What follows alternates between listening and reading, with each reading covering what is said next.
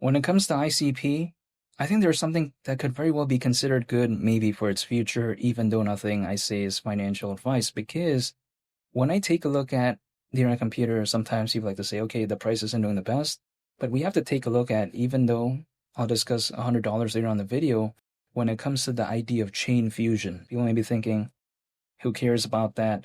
A lot of other projects out there have these cool ways of saying things, but then it doesn't really matter. But here's where I disagree, because supposedly, when we take a look at, again, the aspects surrounding chain fusion, it allows the ability to build on Bitcoin at the speed of ICP. Now, when it comes to Bitcoin, granted, it's very popular, it's very famous, but then the speed, sometimes it's a little bit lacking, especially when it comes to today's standards. Sometimes it's just not really that fast, the way you take a look at it. So again, being able to build on Bitcoin at the speed of ICP, that right there is a pretty big game changer, because the internet computer, despite having amazing speed, and I think the scalability is fantastic, the adoption just isn't the best. That's the way you take a look at it. It's just not that popular in the grand scheme of things, even despite having a market cap that is currently over $1 billion. But still, my point of view is that it's not bad nonetheless that being able to build on Bitcoin at the speed of ICP, kind of leveraging, I would guess, somewhat the fundamentals of the internet computer in terms of the speed, but then having to be able to build on Bitcoin, something that's that popular, something that's that famous, that's pretty interesting in my perspective. Now, also on top of that, what is another aspect I've seen?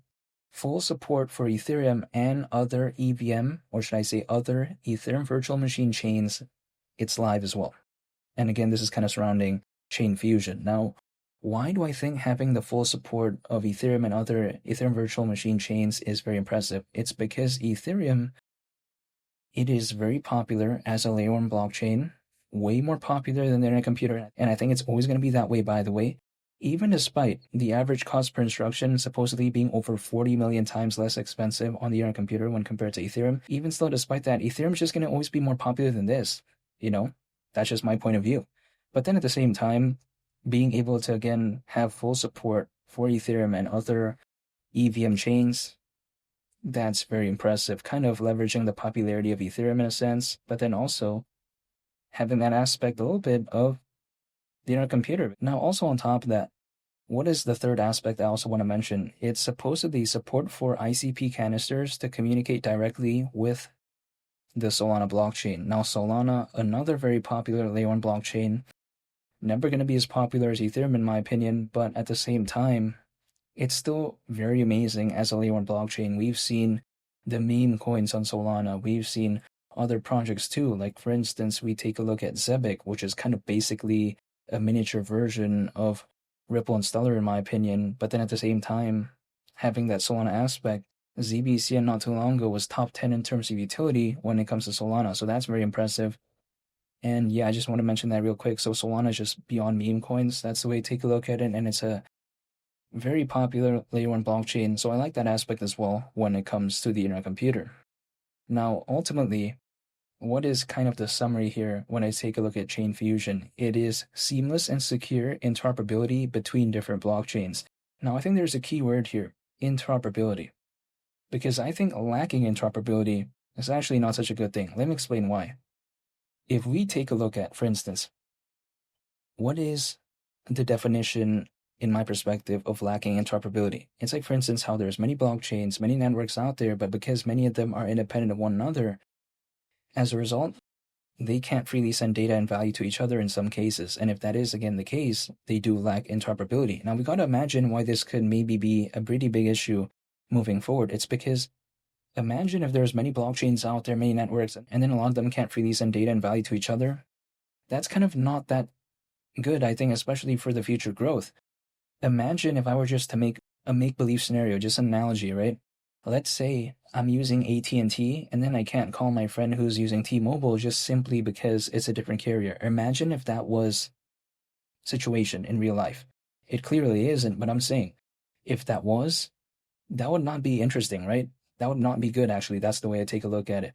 But then at the same time, within this space, just because it's kind of still a little bit new, the way I view it, some of these issues are still there. Like, again, having this blockchain or this network not being able to freely send data and value to each other, lacking interoperability, like, that's still kind of ongoing currently.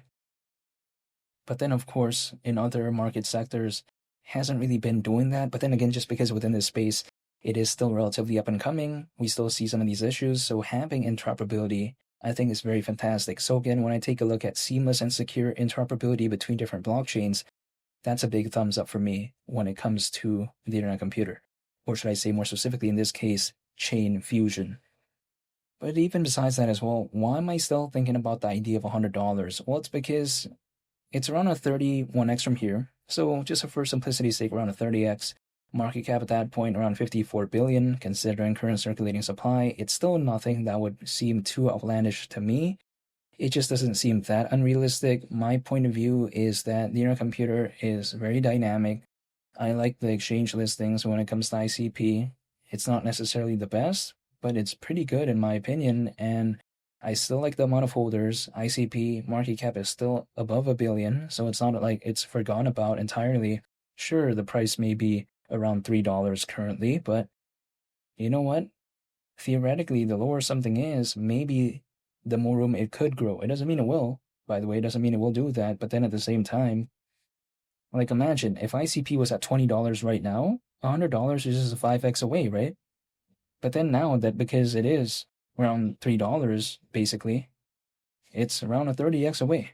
So then my point of view is that when it comes to ICP, I'm just going to stay patient. Now, ultimately, I cannot control when there's an altcoin season, if it ever even happens. That is clearly not within my capabilities. I can't control the market in any way. Now, if someone told me, hey, why don't you just pull up a price chart, draw a random triangle or a falling wedge pattern, and then that way you can try to find the perfect time, in my opinion, I will not be able to find the perfect time. Also, on top of that, if I drew on a price chart, why would the market even pay attention to that? It clearly would not. Like me doing anything on that price chart is not going to affect the market in any way. So instead of trying to find the perfect moment, which I don't think I'll be able to, and again, by me drawing some random triangles, I clearly don't think even I will be able to find the perfect moment, even if I did that personally. I can't speak on anyone's behalf, but this is just personally my take on that situation if I were to do that, right? Instead, I can just prepare for a moment. This is my point of view, even though I'm not telling it to do anything. What I mean by that is just by simply dollar cost averaging, holding, and just waiting. If, let's say, the market does do something, if, let's say, there's an altcoin season, then it's kind of like going along with the ride without the hassle of trying to find the perfect moment, because I was just holding the entire time anyways, and then suddenly the market did something. It's like just going up like that, right? Maybe, in theory. So I'm just holding, I'm still staying patient. And the last time, ICP was around $3. It was quite a while back ago, but not soon after that. At least kind of the last time we saw a rally after $3, it reached over $18. Now, granted, ever since then, there's a big pullback. But imagine, ICP right now, going to $10 is already around a 3x from here. Like, I mean, that's pretty impressive. We just saw over $18 not that long ago, right? And $10 is already around a 3x from here.